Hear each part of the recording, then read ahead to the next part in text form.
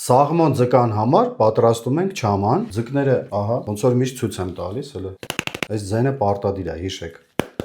Պետքա պարտադիր չորանա։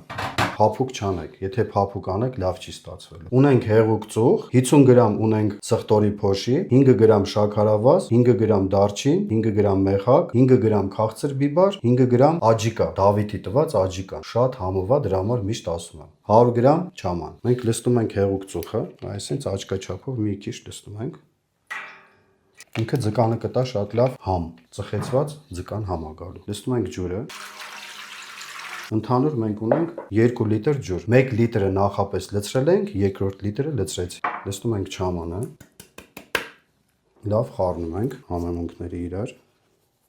Հիմա քիչ-քիչ լցնում ենք։